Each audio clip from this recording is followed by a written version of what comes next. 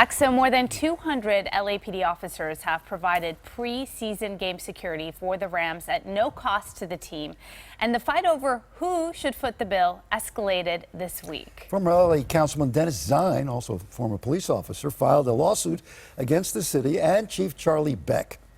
So as you know, the city operations, oftentimes things don't get accomplished in a timely manner. And this is reflective of the city saying to the league, yeah, we'll talk to them. And then the Rams, yeah, we'll talk to them. Meanwhile, they're going along, playing the games, collecting the revenue, but nothing's being done, except these personnel that are being deployed, the 200 plus, are not able to do the job that they want to do for the people of Los Angeles. That's the key.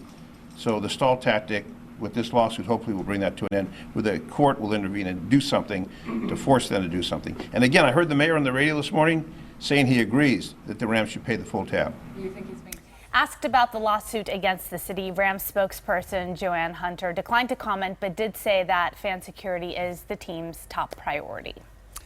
Several weeks ago, Councilman Mitch O'Farrell fired off a letter. Remember, we did this story to the owner of the Rams, Stan Kroenke, requesting that he fully fund the public safety contingent, including necessary staffing from the LAPD. So joining us right now is Councilman Mitch O'Farrell.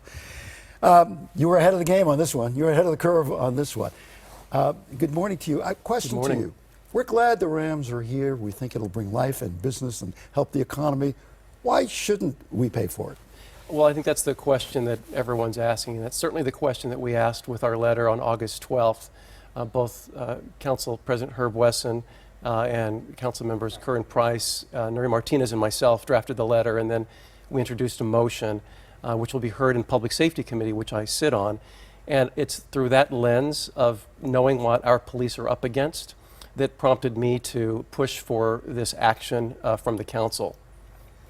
What do you think of what people have to say when they hear about the fact that these officers are out there providing security versus perhaps patrolling their neighborhood? Do you think people are upset at the thought of this or understanding? I think they're justifiably riled up about this because, again, through the lens that I look at this, knowing what we have to do with the LAPD and what the officers are up against, you know, we have a significant spike in violent crime from north to south to east to west in Los Angeles. At the same time, arrests are down and there's increasing gun crime. So not to put, you know, the fear out there, because we feel that in the city we're dealing with this quite forcefully by doing redeployment regardless of the Rams games. But that does put the stress on our men and women in uniform.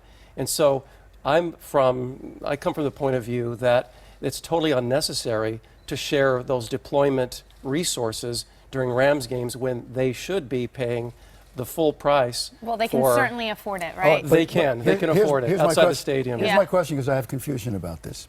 If the Rams pay for it, are they paying for off-duty police officers? So you're still redeploying the officers no matter who pays for it. But they're off-duty. Off-duty is very different from already being on duty and dealing with suppression, public safety enforcement, et cetera, community policing, all the relationship building that happens when someone is on duty. So off-duty makes complete sense because they're literally off-duty and it's their free time.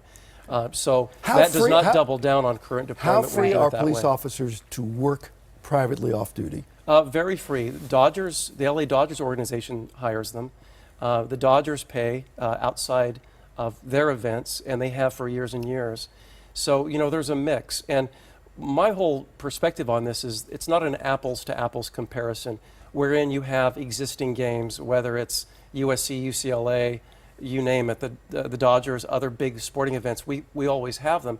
But the police for years have been used to dealing with that in different sort of one-off situations. Well, the Rams here, and we love the Rams. I'm thrilled they're here. It's going to be every other week. Right, Can't wait to see some games. I mean, I'm excited. But this is a new component that the police haven't adequately been able to deal with. So Stan Kroenke needs to pay for the extra patrols. How much money are we talking here? According to the LAPPL, it's estimated to be about $2 million in a season. For the season. For the whole For the season. entire season. Pre and Give us a and regular timetable. season. When will we have an answer on this? I'm not part of the negotiations, but I hear that the timetable is within a couple of weeks on an answer. But I want to make sure and send the signal now that on the City Council, we're kind of restless about this, and we want the Rams organization to pay their fair share. And as you said, Roxy, they can certainly afford it. And, Yes. you know, public safety is of utmost importance to us on the council.